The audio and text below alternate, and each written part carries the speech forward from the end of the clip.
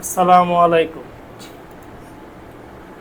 আজকে যারা বিবিএ প্রথম বর্ষের স্টুডেন্ট রয়েছেন, আপনাদের জন্য একটি অঙ্ক নিয়ে হাজির হয়েছি।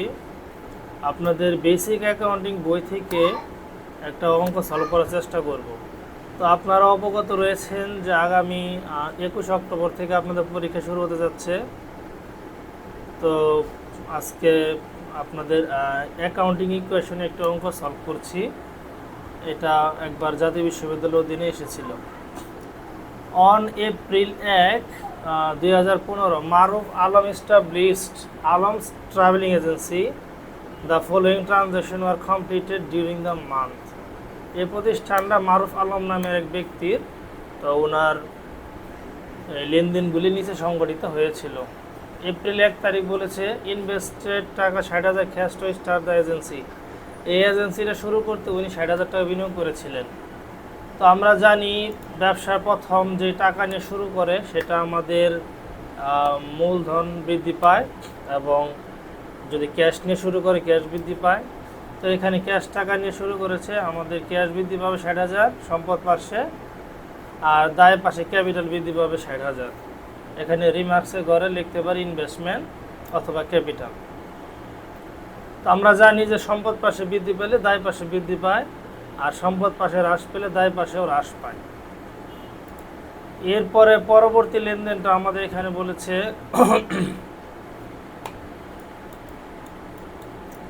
পরবর্তী লেনদেনটা বলেছে 6 তারিখ, পেইড টাকা 24,000 cash for 2 years office rent effective from April 1, 2015।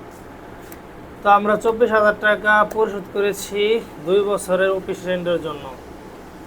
তো আমরা একটা নিয়ম অবশ্যই জানি যে 1 মাসে বেশি যদি কোনো খরচ দেওয়া হয় তাহলে সেটা অগ্রিম হয়ে যায়। তো অগ্রিম খরচের জন্য একটা ঘর বৃদ্ধি পাবে সম্পদ পাশে, সেই ঘরটার নাম হবে প্রিপেড রেন্ট। তো প্রিপেড রেন্ট বৃদ্ধি পাবে 24,000, এই যেখানে 24,000, আর ক্যাশ কমে যাবে 24,000। তো আমরা জানি একটি সম্পদ বৃদ্ধি পেলে আরেকটি সম্পদ হ্রাস পায়, দায় পাশে আমাদের কোনো প্রভাব এখানে পড়বে না। এরপরে আমাদের 10 তারিখে যে লেনদেনটা, এখানে আমাদের বলেছে ইকুইপমেন্ট কস্টিং টাকা 20,000 ওয়াজ পারচেজড ফর টাকা ক্যাশ অ্যান্ড নোটস পেয়েবল 10,000। আমি একটি ইকুইপমেন্ট ক্রয় করেছি যার মূল্য 20,000 টাকা।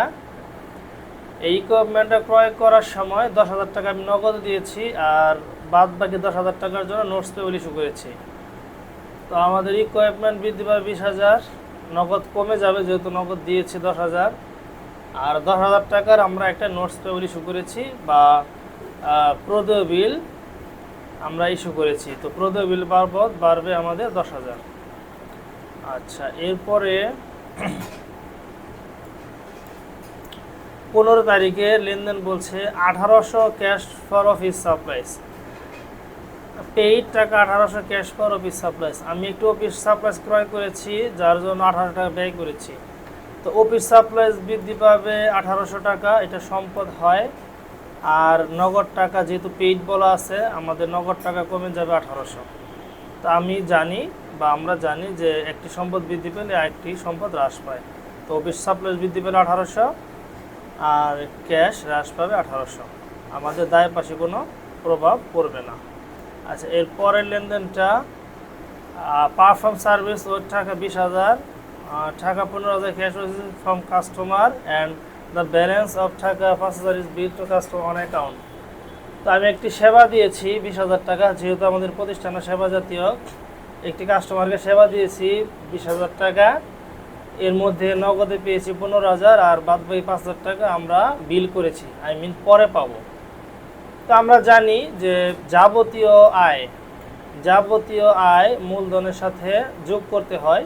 এই যে দিকে মূলধন আমরা যোগ করলাম 20,000 টাকা। আচ্ছা, 20,000 টাকা যোগ করলাম, এবং নগদে বৃদ্ধি পাবে 15,000, যেহেতু নগদ পেয়েছি 15,000, আর 5,000 টাকা এখন আমরা পাই নাই। যাদেরকে সেবা দিয়েছি ওনারা আমাদের পরে টাকাটা দেবে।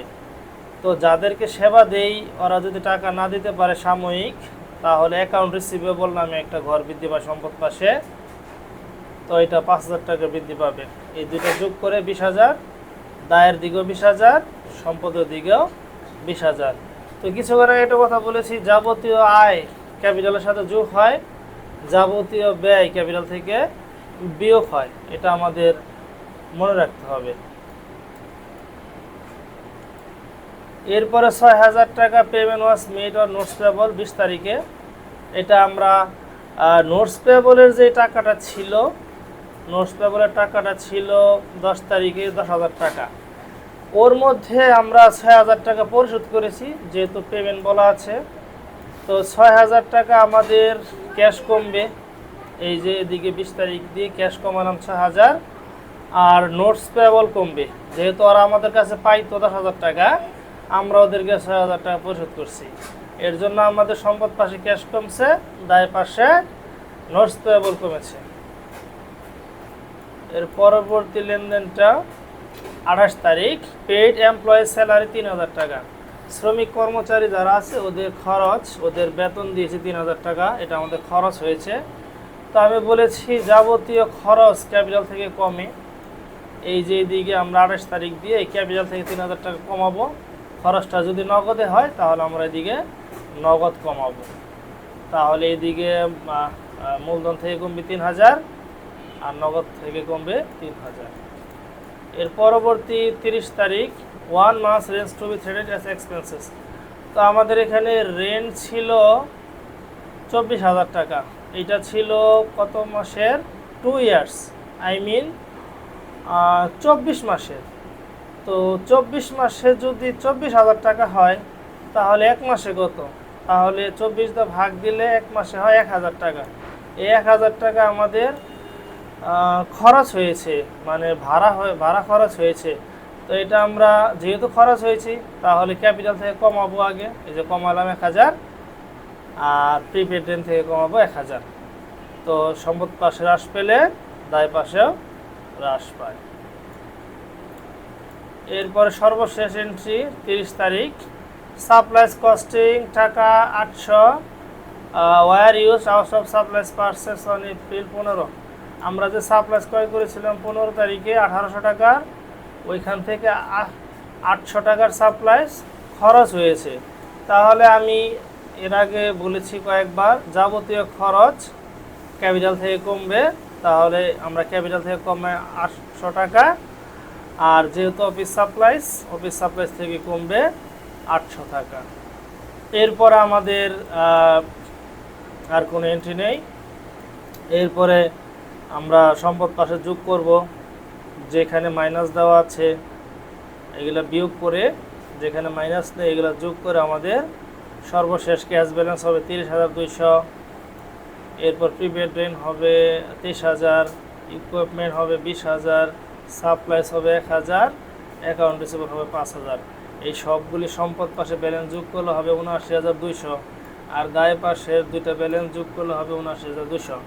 আমাদের যখন দুই পাশে ব্যালেন্স সমান হয়ে যাবে তখন আমরা বুঝতে পারবো এই অঙ্কটা আমাদের সম্পন্ন হয়েছে। তো এই ছিল আজকে একটি অঙ্ক। তো ইনশাল্লাহ আগামী কোনো ক্লাসে আরও কোনো নতুন অধ্যায় নিয়ে হাজির হব। তো সেই পর্যন্ত ভালো থাকবেন। আসসালামু আলাইকুম।